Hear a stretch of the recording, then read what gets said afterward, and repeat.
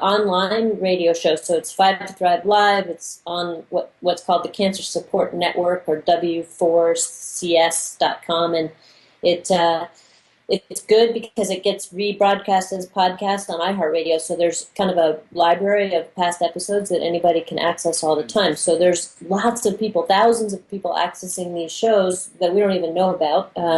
And I know that because every time I go anywhere now, somebody comes up and says, "I love your radio show." So I know people are listening to it. And this is something that, though, we really had to build over the years. We, had to get sponsors to help us to pay for the contract that we pay to have the radio show on the air, which, getting sponsors to get a to sponsor a radio show is hard. Yeah, and so we had to do that. Then, you have to find guests and constantly on the search for good guests. We also want to make sure our guests show up in their best light, so we prep the questions ahead of time and send them the questions so that they can kind of go through the questions and they know what we're going to talk about.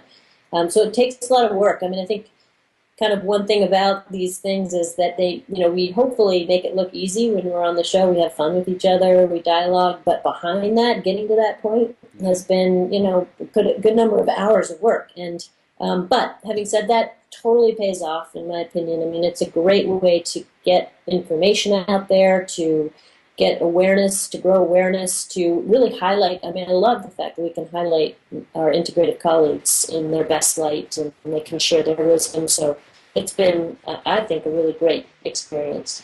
Yeah, and if I could just chime in, it's truly an extension of our vision again, because if our vision is to, in fact, transform cancer care and reach millions, the only way to do that is in a multimedia format. Yeah. So we have books, we have, our website, we radio, now we have the iThrive plan, So the only way that we're really going to truly meet the masses is if we interject this multimedia format. And the other thing, too, is we have an amazing colleague, Mandisa Jones, who helps us promote it, organize it, reach out to guests.